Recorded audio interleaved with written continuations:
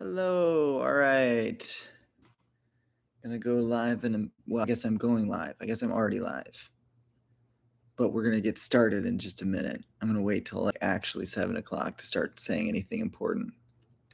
Hopefully everybody can hear me. This is my first time ever even trying to do a live stream before.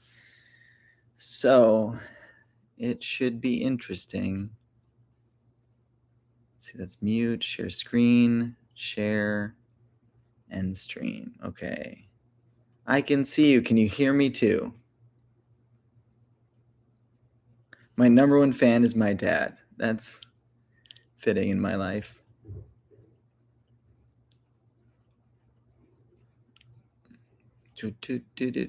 Yes, can see and hear me. All right, cool. Well, if my dad can figure out the technology, my other friends should too. It's going to be a little delay, so it's going to be interesting to know like what I'm responding to in the chat, because it's like the chat is probably going to be delayed. He laughed at something, and I can hear what his laugh probably sounds like because I've heard it so many times in my life, even the back of big auditoriums when we were doing church performances and different comedy stuff. I was mentioning that to someone at church today, that dad laugh was always a distinctive that you could tell. Okay, it's 7 o'clock. Here we go. Now we're officially starting. So what is this? This is the live stream of a unscripted discussion on mental health. And I wanted to basically try this and see how it goes. So this is my first foray into the space. One thing that I want to say is that the chat is not anonymous. Now you can create a YouTube channel that has any name you want. And so there's some anonymity in picking your name. Obviously, the one person in the chat right now that's participating, at least, is my dad, who I can say not anonymous, with the name being Johnny Demsick 3092. Pretty clearly, that's my dad. So my name's Richard Demsick, and his name Johnny Demsick. Okay, so that's not the most anonymous of name. And yes, I've got a friend, Gia, who's in the chat too. She's actually the person I was talking about when I was saying that I was describing my dad's very distinctive belly laugh that he would make in the end of auditorium. So Gia also has a name that is very clearly Gia. So what I'm hoping people do is they talk about different things in mental health, asking questions, bringing up topics, and we're just going to chat about that. If not, if we don't have those chats, I'm just going to do my best to talk about something related to mental health. And if you know me, you know I can talk about mental health stuff all day long. So that's what we'll do. But really, I really want this to be a participation thing. Hi there, Kane Bladex. So that's someone I don't necessarily know. Hi, welcome to the chat. And so please ask your questions, ask about mental health. Let's bring up topics and discuss it. This is just supposed to be kind of a free-for-all, unscripted conversation on mental health. But as we do so, let's make sure that we are aware that this will be posted later. There is no confidentiality. And so we just want to kind of be, feel free to, nothing's off limits on what to talk about. But just bear that in mind as we discuss these things, that not only this video, but the chat itself is going to be, I think, part of the recorded message, because I want people to know what I'm responding to. Oh, okay. Kane Bladex is Jake. That's probably then some kind of reference to, I would think, a sci-fi comic book character, maybe anime. Kane Bladex is my guess. I don't know. I don't know if I know that character or not. And then shout out Neighborhood Party. Oh, I know who that is. But since it just doesn't say the name, I won't reveal. So that's the other thing is, As a therapist, I believe really strongly in confidentiality. So I'm expressing that we don't have as much confidentiality here, but I'm not going to like say how I know people necessarily from unless it's obvious that that's from that kind of thing, because I want to make it clear that if they're a client or whatever, and I'm not going to be sharing details on that kind of stuff. But I'm always happy to have you guys here. It's a gamer tag and DJ name. Okay, that makes sense. All right, cool. So I did a new thing. I'm gonna just kind of start chatting about mental health, but like I said, I'll be looking at the chat. Um, so if you have any questions or want to talk about a specific topic, let me know. But I'm going to start with talking about this episode that I just did. So I posted the first like full on show and I interviewed my mom, and it was kind of cool because I knew my mom, of course, with her history of special education, and that she, knew her stuff. But the conversation kind of went different than a direction. Yeah, mom was great in that video. And if you haven't watched that, I highly recommend that interview because it's great talking about mental health when it comes to our intelligences and identity, and understanding that working with the way that our brain works instead of focusing on the weaknesses, focusing on the strengths is huge. And so we were planning on having a conversation about mental health more directly and me being a counselor, but it kind of went in the conversation more about special education and the needs of realizing everybody has things that they're really good at and things that they're really bad at. And we talked about how, like, if you're a paper and pen person and you're really good at recall, then you probably in school did get considered really smart. And that was probably really healthy and great for you. But if you had any other, and there's different theories of intelligences, but some have a list of 7 different intelligences, and I'm not going to remember that name still, but you can watch the video.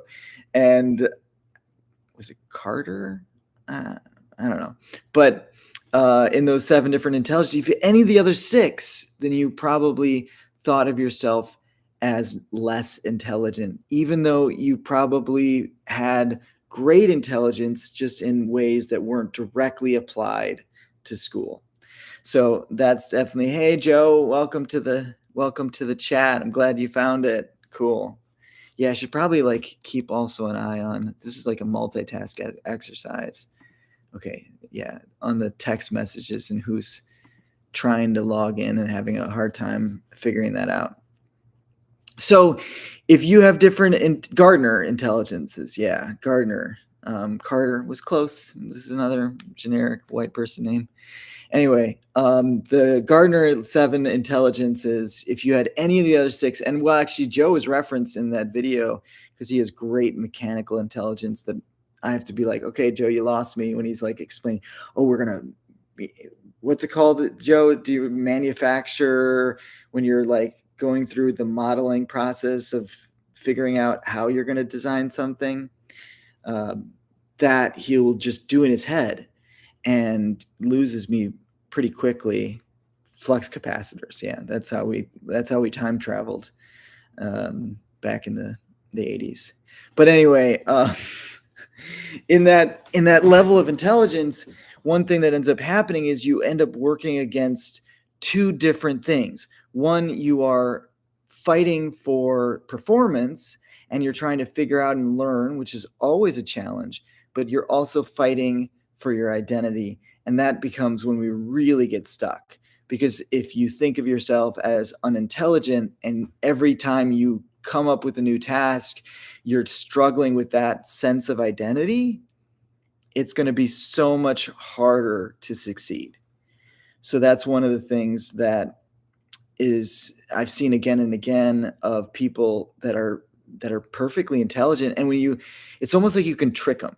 Like if you just get them distracted enough that they're not focusing on whether they can do the task or not, and they just start doing it, they'll do the task great and it goes well. But when they start to ask themselves whether they can, or bring in all of those childhood identity limiting beliefs from, not doing well in school, or their parents giving them a hard time, then all of a sudden they are like a stick in the mud. And there was this one friend of mine who was trying to memorize actually a prayer, and right off the bat, oh, I'm horrible at memorization, I can't do this. And another friend at the same time was just doing it, like he was just practicing it. He wasn't thinking about whether he could do it or not. He was just doing it. And, that is one of the things that actually goes to that other video that I said in the episode 1, where the guy was talking about the villain voice, when he said this self-critic was the villain voice. And I called that a toxic way to describe your self-critic, because your self-critic is trying to help you to grow. It's not your enemy. But at the same time, a lot of our self-critics are too loud and not helpful. And if it's hurtful and not helpful, it's time to reframe the thought. If our self-critic is too loud, we might want to mute him and pause him or her. And pausing them silently. And, one person said on a comment that their self-critic sounds like their mom. So there might be something to that. But anyway, in the self-critic, muting their self-critic is just doing it for a while. And I've shared this story a lot. And again, anytime somebody wants to, I'm here, but my mom just got here on the chat, and she said, I'm here, but can't sign on. But that doesn't make any sense because you just chatted, Mom. And if you are able to chat, you're signed on. You're on. You're in the chat. Welcome. So you're fully here, as much as everybody. But anyway, what was I talking about? I was talking about working against your identity and how much that can be the thing when you're listening to that self-critic and you're focusing on whether you can or not, rather than just doing the practice and just trusting the process. And I still have to do this all the time in my own life. Like, if I'm learning a new skill set, even with dance. So, little known fact, if you don't know my family well, my dad and mom are both in the chat, and they are both dancers. They met at the University of Michigan as dance majors, and dad swept her off her feet. See what I did there? And they've been married ever since. So my whole family danced. We danced when we were kids. Dance was part of our life. I was not actually, so I was really bad at it from the origin. I don't know where I got my awkward white guy lack of rhythm and inability to coordinate, because my parents are both really good at it. But I got that, and it made it very difficult to dance. And eventually I just kept dancing because I love to dance, and I got good to where I could be, I would say reasonably a good dancer if I'm trying to be modest. I was once almost on a reality dance competition show that they reached out to me on Instagram and Facebook, and I got through a bunch of the interview process. And I don't know if the show actually happened or not. I don't think it actually ended up going into syndication. COVID kind of messed that up. But if your mama don't dance and your daddy don't rock and roll, then you're definitely not a Demsick. That's for sure. And Joe just chatted that out. But anyway, now see, look, it's like a competition for who's going to be number one in the comments. Joe just got to number one, and my dad slipped to number two. So this is like the battle of the short, athletic, bald friend and dad. The battle of the baldies, he says. Who's going to be the top fan? Okay, got a question, Mom. All right. As a therapist, what's the best and worst of helping people in therapy? What's the best and worst? Okay, so good. I think I understand what that question is, and it's a good one if I do. So the best form of therapy. Okay, so here the best form of therapy, the most evidence form of therapy, and this takes a lot. Like there's a lot under this umbrella. So EMDR actually is under this umbrella. CBT is under this umbrella. All the different theories. All right, rise again movement in the chat. You have a third baby in here. Baldy. Oh, okay. That makes more sense. Third Baldy in here. Hey, God made some perfect heads to the rest. He's had to cover it like this. But anyway, okay. So best and worst case therapy. The best therapy is exposure therapy. So all effective forms of therapy have some form of exposure therapy. And exposure therapy is basically where you're doing the thing that you're afraid of or you're struggling with. And you get, so EMDR, for those of you who don't know, is eye movement rapid eye movement EMDR, eye movement desensitization reprocessing. Okay, so the D is the part that really matters in this, is the desensitization. I'm so good with my words here. So that process is where we're actually becoming diffused, is the word we'd use in ACT, which is acceptance and commitment therapy. We're becoming less and less triggered by the things that scare us and the things that are difficult in our lives. That's exposure therapy. Now, exposure therapy takes willingness and takes it being gradual. And if you're a lifter, because I know I got some lifters in the chat, I do lift myself a little bit. All right. That is gradual progressive overload is the principle that allows you to grow muscles. The same thing is true for these muscles and this muscle. It's gradual overload. Okay, so that's a form of effective therapy. Now, it takes a lot of courage. It takes a lot of confidence. And so a therapist that is only loving and validating and encouraging, as long as it's done in an empowering way, will get someone to naturally do exposure therapy. So in other words, I'm not saying every therapy has to be directly exposure therapy. If somebody has a really low self-image and the therapist is only encouraging their self-image enough that they decide to start doing some of the things that scare them in life because they start to be more confident, that's going to have a positive effect. So brings us to the worst form of helping others in therapy. What I would say is anything that enables, anything that discourages the person from believing that they're capable. And this is even the double-edged sword of diagnosis, because diagnosis can be a very powerful tool that helps people to better understand their struggle, to know that they're not alone, because if there's a diagnosis that exists, that means other people have had the same thing. And even more so when it comes to the DSM-5, which is the manual for diagnosis when it comes to mental health. If there's a diagnosis, there is a treatment. And so all of these things have treatment, even stuff like sociopathy, which is not actually a DSM-5 diagnosis, but even things that we thought didn't have treatment before, turns out there are effective treatments that have really made a big difference. And there's a book called Sociopath, which is a memoir written by a sociopath that talks about what I'm talking about. And I highly recommend that book if you want to check it out.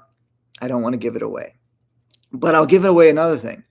Dialectical behavioral therapy is one of the most well-respected forms of therapy. Spartans, mount up. Roo, roo, roo. That's brouhaha. I don't even know who that is, but it's Spartan, so I'm a fan. I'm going to do a Spartan hopefully in a week, less than a week. I was actually thinking my mom was asking for a testimony on your best and worst experiences in helping people in therapy. My best and worst experience is helping people in therapy. Well, my worst experience is I had this guy who lived with me, and he was an alcoholic, and trying to live with an alcoholic, without breaking any confidentiality. Dang it. That's going to be tricky. I'm just kidding. My best and worst experience both might be Joe. Which, just so that you know, if you're watching this and you're worried that I just broke confidentiality, Joe has given me permission to tell this story many different times, so I know I know that I can share it. But yes, Joe was not actually a client; he was a roommate, brother, friend. We basically have as many roles in each other's lives as there are probably days of the week, probably more than that. But anyway, I know I pick on Joe a lot, but he's tough. He can take it. Yeah, so that would probably be the best and worst experience that I had in therapy because it was so challenging living with someone who was struggling themselves and not personalizing their struggle. Because I just thought if I wasn't, Gia asked a good question. Okay, so let me see what Gia's question is. If you have to pick a specialty, what would it be? Anxiety, trauma, couples recovery, and why? Okay, I'll get to that. With the Joe thing, more than anything, the challenge for me in that season was not trying to blame myself for his struggle. And this actually goes back to that whole best and worst forms of therapy, because when you identify with it, you're going to end up falling into control, manipulation, enabling. You're going to bounce to all of these negative forms of therapy because you're getting too focused on you in the process. Whereas the best form of therapy is going to be somewhat okay. So I know who the brouhaha is now, but I don't know if I can say who it is. So I didn't know he is. Okay, John Brewer. Oh, that makes sense. Oh yeah. Yeah. So John, I figured it was you, but I don't want to say who it is unless if you want to be confidential. But anyway, so with Joe and that personalizing, the more you personalize what someone was struggling with, the harder it is to just empower them, because empowerment sometimes takes watching them fall. Empowerment sometimes takes letting them be at their own pace. And that's really difficult if you're starting to identify with the results. Okay, so Gia's question. I would say that I like working with individuals more than couples because so an individual is complicated. I actually said this morning too. An individual is complicated, and we take another complicated person. You don't add the two complications, you multiply it. And so couples counseling, while can be very effective and make a big difference, it is something that is definitely more complicated than individuals therapy. And I often think that people should do both if they can, because you often get a lot of mileage out of individual therapy. My favorite population to work with is adults, and there's a lot of reasons for me for that, but also people in recovery for sure.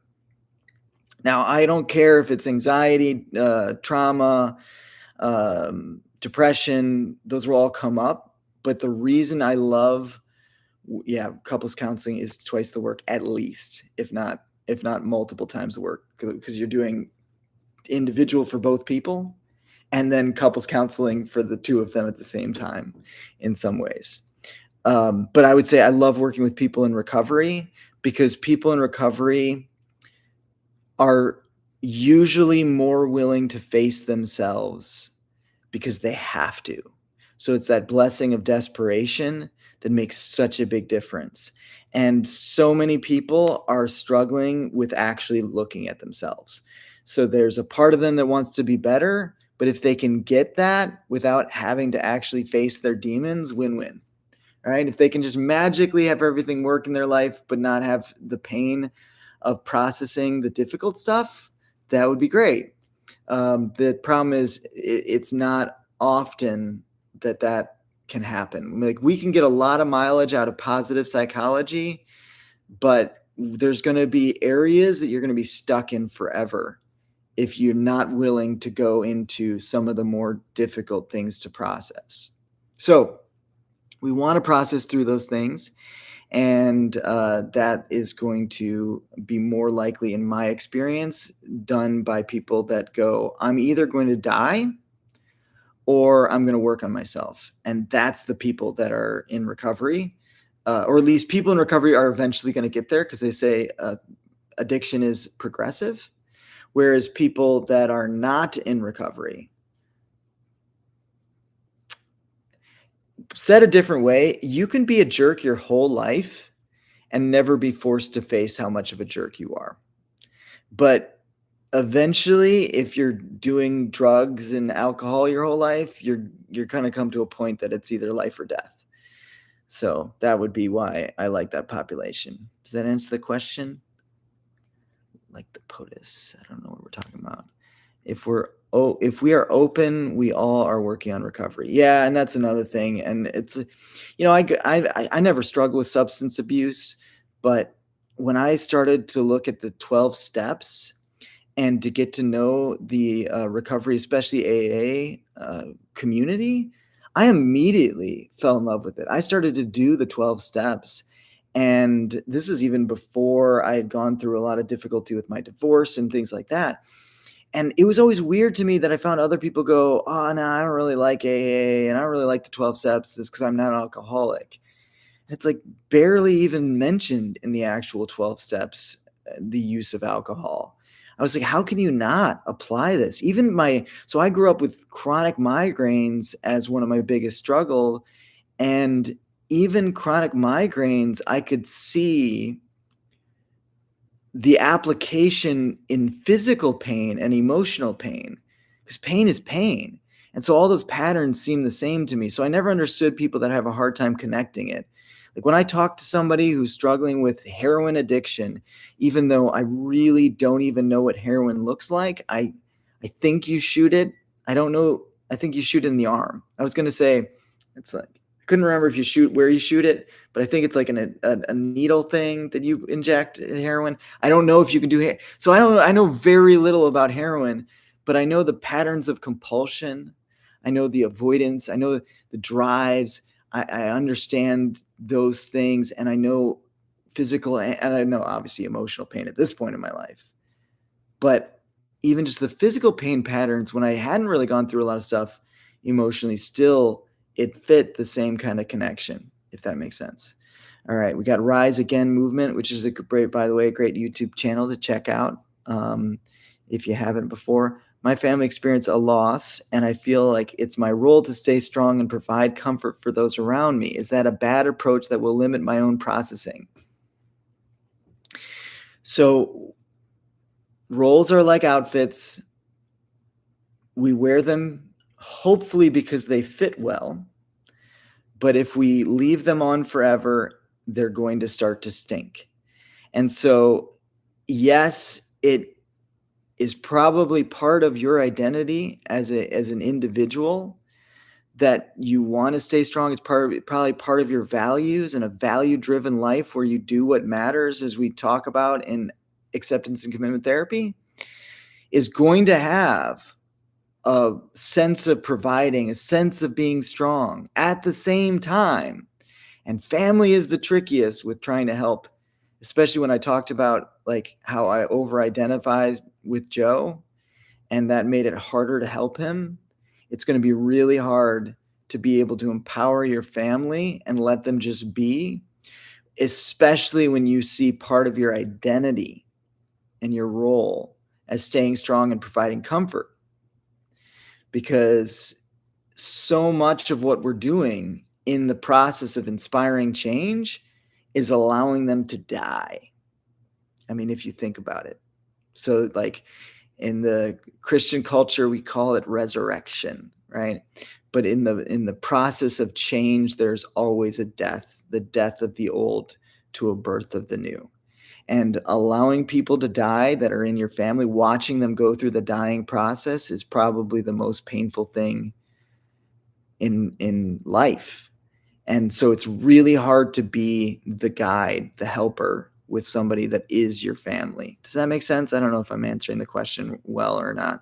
So hopefully that's a balanced approach, right? So much of the things is nuanced. And actually, even with this whole social media thing that I'm trying to do more and more, struggling to figure out how to keep attention, but provide very nuanced right answers is really difficult, because in social media, the louder, more controversial takes are the ones that get the loudest virality, if that makes sense.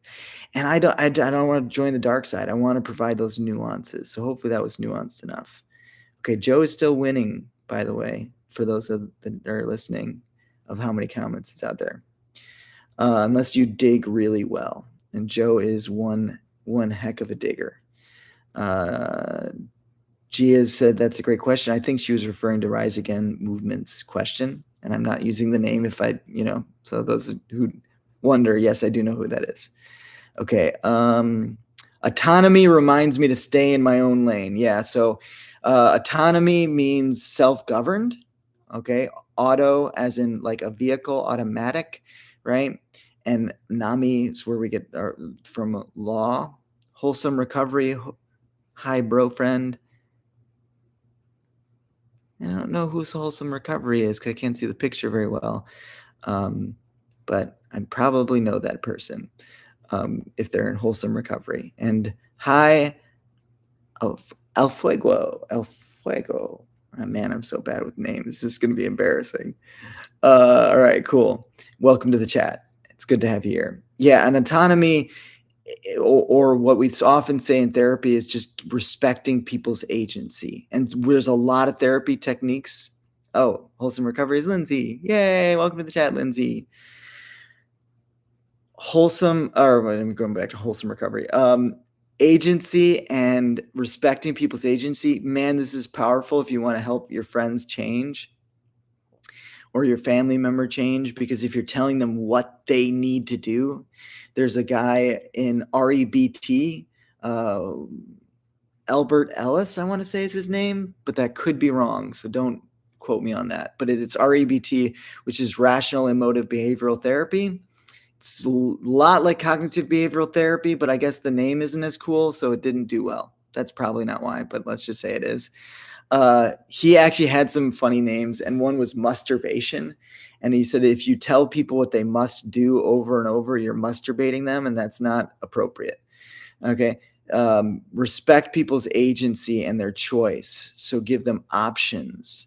And that's a huge part of empowerment too. So this is becoming like so far, and again, it's unscripted, so we can talk about anything. But the theme might be summed up as empowerment right now. Okay, Joe said, I have to trust that my family can only do the best they know, for they know no better, as I once didn't. All I can show them is what it is to know better. Now I know Christ. Yeah. And so just living out, it's like there's a whole lot I could say about the idea of my truth, right? And what that actually means. Because living out how I see the world in a perspective inspires people to get closer to the truth. Is my truth the truth? Never, fully at least. I always am at least partially wrong. And I made this joke once in a sermon, but I do genuinely believe that I'm less wrong than most people. That's where my level of humility is. I know that I'm at least partially wrong in most of it, if not all of, I'm at least partially wrong in all of my opinions, because we'll never fully grasp all truth on any subject, probably. But I do think, because if I didn't think this, it wouldn't be my thought. I would change it, right? I do think that I'm at least more true, more right than everyone else, or at least most other people. Yeah. So that's my level of humility. Okay, Gia, the person I'm watching with asked how your own personal struggles have helped you in your counseling journey. I wouldn't have been a counselor otherwise. I loved therapy from the get-go, having never been, and reading pop psychology books, and thought that I knew the tools of therapy, and I had no clue. I did not know the first thing about helping people. And I will say I was in pastoral ministry for 20 years and did a lot of harm that I thought I was helping people because I didn't have the right tools for the job, and then was harmed myself. Same thing, going to people that I thought were experts and didn't really know their stuff. And then my life fell apart. I went to therapy. I went to weekly therapy for like 2 years. And that helped me put together so many things in my life. And it's a gradual process. Growth is not linear. I made a lot of mistakes since then. Still do, in fact. But I have learned so much in that process. And nothing is wasted. If you are willing, it's like, I don't think you can go through a trauma necessarily. Some people do, and this is great if you can. But I don't think you can necessarily say you're going to look back at your trauma and you're going to go, thank God I went through it. I'm so glad I went through all this horrible trauma and all of this pain. But you can get to the point where none of it's wasted. You can get to the point that every single thing that you went through can help you to be the best version of yourself, even if it's still wrong, even if it's still terrible how you were treated. Okay, so mom said something, how can rise again protect themselves?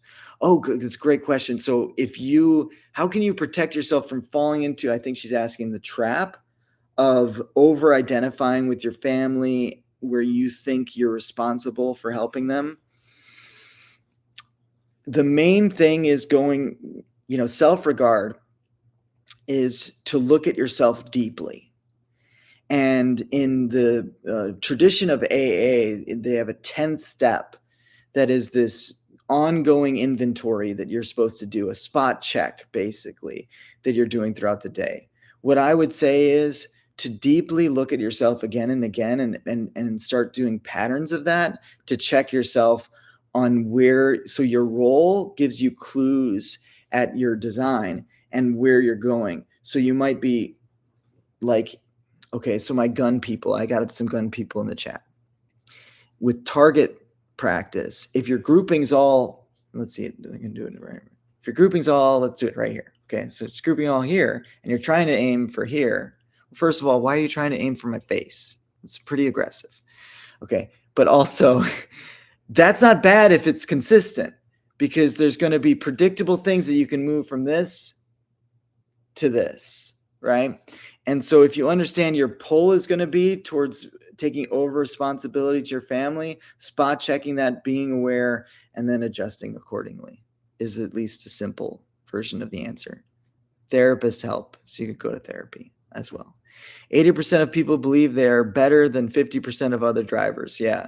And I think it's also true that 80% or maybe it's 70%, the average person thinks they do 70% of the household chores. So if you think you do 70% of the household chores, you probably do half. If you think you do more than 70%, maybe you do more than average. But if you think you do less than 70% of the household chores, you probably do very, very little chores. You probably are not doing much of the cleaning in your house. If you're like, no, my partner does more cleaning, they probably do 30%. It's probably like 3% that you do, because we're aware of when we're doing it. All right? Does that make sense? You didn't know any better in that season. Yeah, that's true. Yeah. I mean, that's, one of the things of looking back at any of your past mistakes, you can do so in a way that's empowering and that is actually a growth marker. So in other words, I know now better and I could do better now because I'm looking at myself from the lens of the new self, the higher self, the recovered self, the one that's gone through therapy and worked on themselves self. And so that's a great way to look at yourself and go, good job me. But if you get caught in the regret of, oh, I wish I could, that's one of the terrible things about the human mind, that we can imagine what could have, should have, would have been. And it's a fiction, like it's a fantasy. No, it's your imagination working to do that. And whether you're right or wrong is irrelevant because it isn't what is. And that's why acceptance is such an important tool to practice again and again. Don't get caught up in how you could have done things. Focus on how you're growing and who you are now. Okay, so let's see what else we got here. By the way, I'm really loving that you guys are getting more active in the chat. So throw those questions, keep them coming. Okay, that's what I wanted, and I really appreciate all the people that have logged in and are joining us. It means a lot to me for sure. I'm sorry if I missed. By the way, if you ask a question or something and I don't get to it, feel free to ask again because I might have just not seen it in the chat. Stand out there, other. Oh, thanks. Wholesome Recovery, also known as Lindsay. It also helps others whom are in similar situations that you've overcome. Yeah, I mean, at this point, I can honestly say that I've at least gone through the darkest traumas with other people. So even if I haven't directly experienced a specific trauma, there's no darkness that scares me anymore. Joe, I don't do household chores. Just 0%. I don't know how Lindsay lives with you. I don't know how I did, to be honest. I'm just kidding. You're a great guy to live with, and you do a lot of stuff, just not cleaning. You do a lot of messing, but fixing. So that's helpful too. Yeah. Okay. So where are we? Is it not any self-condemnation is an obstruction to the justification of the cross? Any well, it's, of course, the scripture says there's no condemnation in Christ Jesus. What does the word condemnation even mean? It's with damnation. So in other words, a thought that makes you feel more damned is a bad thought. Okay. The opposite of that is a conviction, which is a thought that means with victory. So an empowering thought should be with victory. Is there a positive way to handle trust issues? I have trust issues, but going through therapy, I see that my trust issues affect other issues I also need to work on, like communication. I once asked my supervisor, who is the guy who's been like practicing therapy way more than me, and I said, how do you actually go from what's called anxious attachment to secure attachment? And this is according to the different theories of attachment theories. And he started to answer me, and immediately as he started to answer me, I realized I already knew what he was going to say. Like I knew exactly what he was going to say. And then I asked myself, wait a second, why did I ask that question if I knew what he was going to say? And it's because I was really hoping there was a shortcut of a way that I could just immediately have secure attachment. And the hard part of this trust issue is that the way you get better, so it goes back to that exposure therapy, is by practicing trust. And this is very difficult when we feel like we're going to be let down. And the hard part is we will. And when we filter that, when we focus on the things, is that okay? I know. Victor, there it is. Thanks for joining us, Victor. You've been here, but I didn't know it was you. How does social media affect your mental health? Better or worse? Oh, worse. Yeah, for sure. I'll get to that question in a second. So in the trust issue thing, if you're focusing on every time you're let down, and it's like, why would you fear that and be so hyper focused on that? And it's probably because you're struggling with, you could say scarcity mindset, or you could say being hurt and wounded. So the more you can do some inner healing, the more confident you are that you can go out there and live life in a real world where some people will let you down because people are going to be people. But what you focus on starts to become not all the times they let you down, but the times that they help you. And one of the metaphors that I've been using a lot lately is trying to go from a switch to a dimmer. So you can actually kind of see in the background, I have some dimmers. Some of those are switches too. But dimmers can control the degree of which the light has, and a switch can't. A switch is either on or off. And in life, we naturally, especially if we've been hurt a lot, we have an on or off switch. So our on or off switch might be how we look at relationships, that we're either in the relationships or they've hurt us and now we're off the relationship. No, black and white thinking is called splitting, and it creates very dysfunctional, chaotic relationships where you go back and forth. In dimming, we're adjusting. And so we're gradually little adjustments as we need to. And this is what boundary setting actually looks like, is at times I'm just going, okay, this person is hurting me right now, and I need to create some boundaries so I can get healed and process it and understand what's going on in me, so I don't flip a switch and all of a sudden be nasty to them. So let me see how I can dim this up or down, right? Now, don't get me wrong, nuance matters. There's some people that you're like, this light is just broken. This person is just chaotic and dysfunctional. I can't have them in my life. That's a different story. But for most people, we can start to dim. I don't know if that really answered some of your questions, but I'm going to go to the next one of the social media affect your mental health. They've done studies, and this is even by the social media companies. So like Facebook, eventually it came out that they did a study on how Facebook was affecting mental health. And it showed that it was severely negatively affecting mental health. And they went ahead and did it anyway because they're making money. Yay, money. So who cares that it's basically destroying a huge part of the population's mental health on a daily basis? Why is an interesting question. So why does social media so negatively affect human life? One is, like my mom talked about actually in our interview together, human minds, we're constantly going to compare.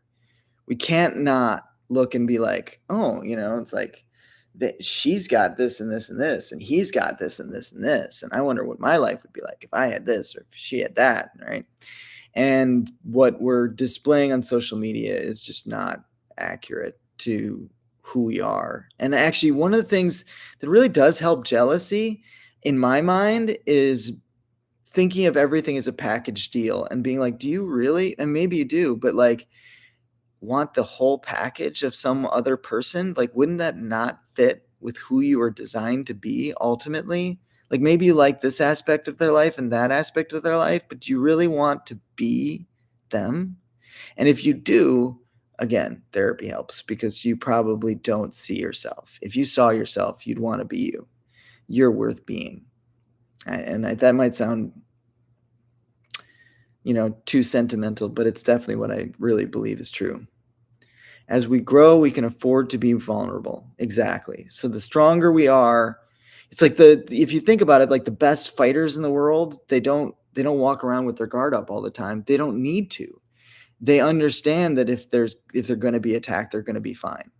And so if you're hyper vigilant and on guard all the time, it's because there's a part of you that believes you're in danger, and you don't trust yourself. And so working through that in therapy and processing that will help you to be able to be more vulnerable, and then you're actually more strong. Being vulnerable is an honor I can give to conquer my trust issues. And it's a learned trait. And that's absolutely. So like, learn to practice that. We compare our worst to people's best. Yeah, absolutely. Right. And like, I hyper focus on all the things that I did wrong. I do that all the time. I do that today in the, I did it. I'm going to do that in this video. I'm going to look at all the things that I should have said and could have said and would have done better. But then when I look at other people, I'm like, ooh, they look really pretty about that. And that I like that way that they did that. All right, Melody, welcome to the chat. I have way big trust issues, and I don't want all of anyone else. Yeah. Well, I'm not saying that the trust issues are necessarily because you are jealous and want to be someone else. That was the social media one. So it doesn't help, I guess, when I bounce from one subject to another. But yeah, with the trust issue, it's about practicing vulnerability. And if you have a hard time practicing vulnerability, it might be because there's some self-regard stuff.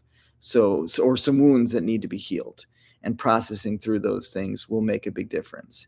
If you're on the point where your self-regard is decent, you're somewhat processed through your traumatic experiences that are still affecting you in the present, then start to actually implement and practice how to help or how to attach to other people. And of course, like, please choose wisely. And what do I mean by that? One of the things that I will say my brain is really good at is pattern recognition. Pattern recognition really helps with discernment. And it's as simple, like some ladies say, if you want to know what guy to be with, see how someone treats their mother. And I like that because my mom is the best and I love her very much. And she actually is so easy to love. So it makes me look good because I look like I'm really sweet to my mom. But the reality is my mom is just so lovable that anyone would love my mom. But anyway, what were we saying? Okay, so looking at pattern recognition, it's not about how they treat you. It's about how they behave in general. And so if we're looking at trying to trust people that are new to us, look at the patterns. How many friends do they have? How long have they had those friends? If somebody, and this isn't to judge the person, this is to discern the level of boundaries that you can have with them. If someone has no friends that they've had consistently for years, no real healthy connection with family, and they're just patterns of dysfunctional, like, that might not be the person you want to immediately be vulnerable with. Doesn't mean they're not lovable. Doesn't mean that, but they might have borderline personality disorder. They might have other struggles, and we might want not to be vulnerable. And what the people do is they kind of pick the person that they vibe with. They pick the person that, like, oh, this guy feels comfortable with me, so I'm just gonna, like, yeah, what's up, man? We got the same kind of swag. We got the same kind of culture. And what that often does is escalate the wounds, because we're picking somebody that has the same frequency as us, the same energy, the same vibe. Probably that's because they had the same childhood trauma. And then we become more entrenched in our childhood trauma. See, I can say the word entrenched. Yeah, Brene Brown, by the way, if you haven't checked out Brene Brown from Happy Hooves, which is also Happy Hooves is a great YouTube channel to check out too. I don't know if she's super active on YouTube, but she's on Instagram, and they do horse therapy. Very cool. But anyway, Brene Brown is amazing. Check out Brene Brown. You'll not be disappointed.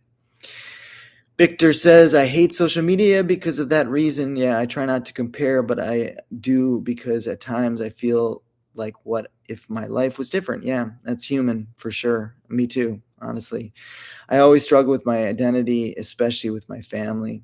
And we're designed to take our identity cues from our family of origin. And it's like, and I say this all the time, it's a sad reality of human nature that we have developed most of our limiting beliefs at a time where our brain was not fully formed.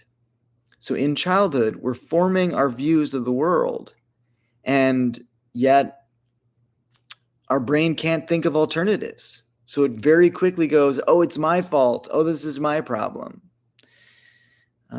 Okay, GM made a good point. Someone said, I want to see what that point is. How do they treat the server at the restaurant? Yeah, like, how do you exactly? If somebody's like really nice to you and a jerk to the server in the restaurant, and you're on like a first date, that is not a good person to have a second date with. That is, I mean, I'm not saying it's a run for the hills thing, because it's like we all have bad situations and off days, but it's probably not a great sign. Okay.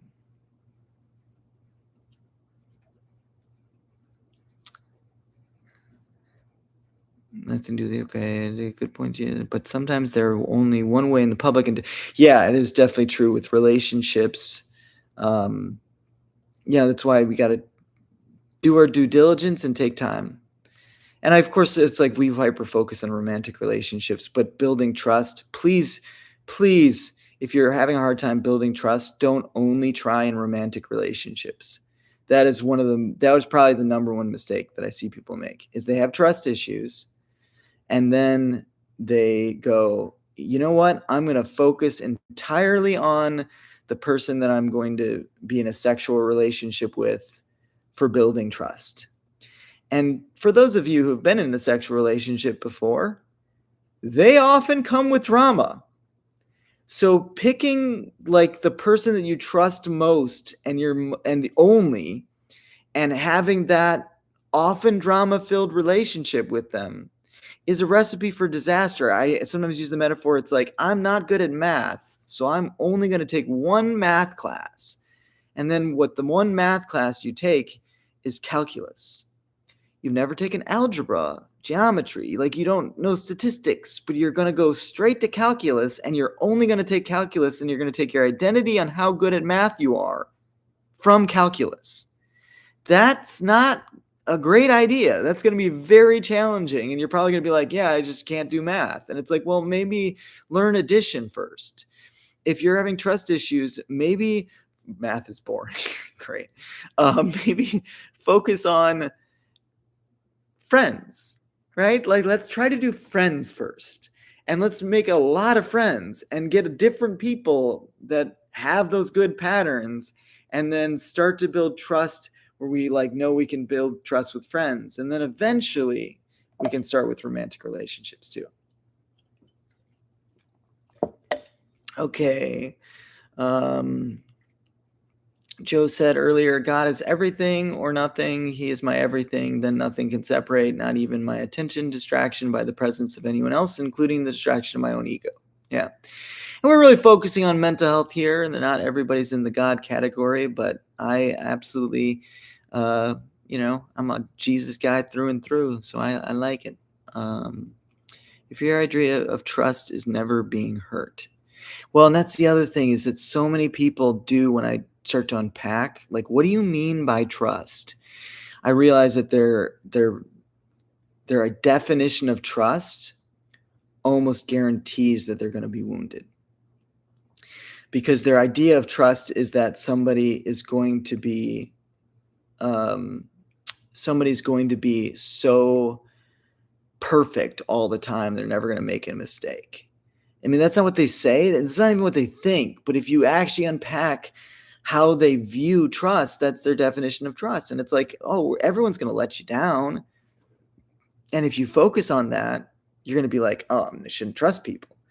But if you focus on all that they present to it, it's like,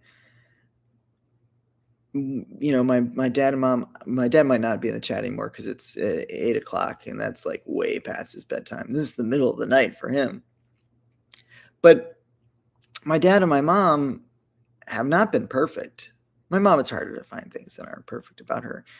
There are rare moments, and it's always a good reminder that she's still human.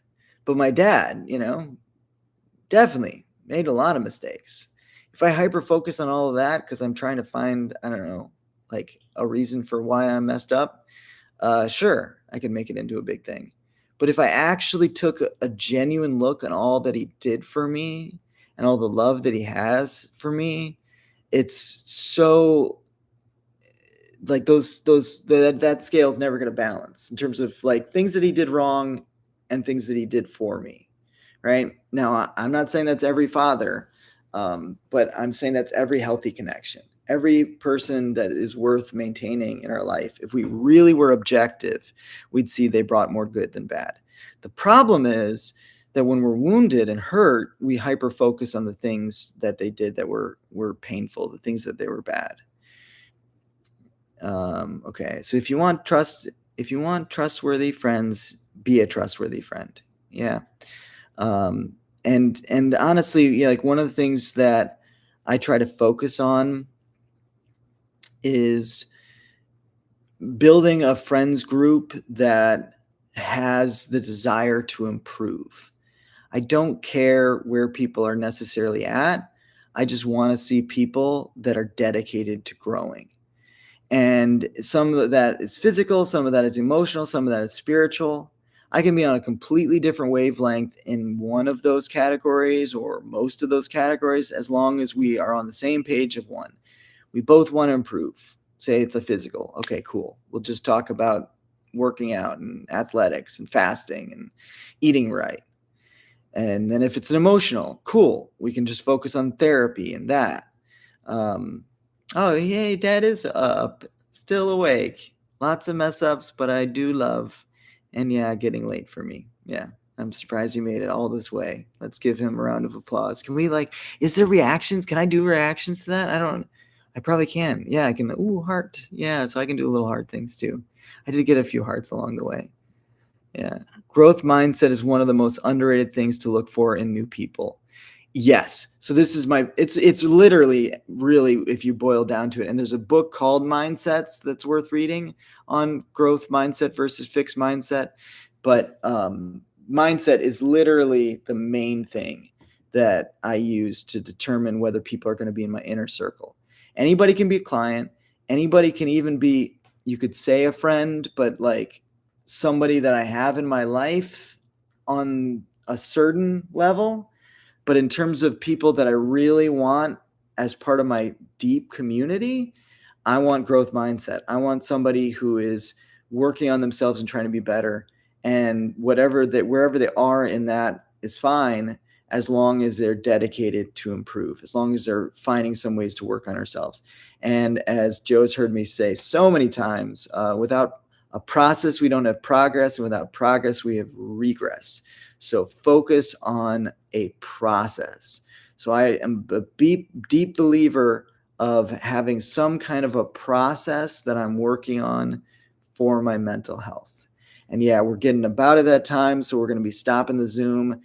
We are going to be doing this on time, hopefully every week. I'm going to try to be on time every week, and we're going to try to end right on time too. So I appreciate everybody who's started on the stream. Please tell your friends, bring people to the chat, let them know about it. And hopefully we'll connect again next week at 7:00 Eastern time. All right. Appreciate everybody who participated in the chat and all those great discussions. I'm glad that you guys liked it. Thank you guys for being part of this. Yeah. Sweet. All right, everybody have a great night, and keep working on you because you're worth it.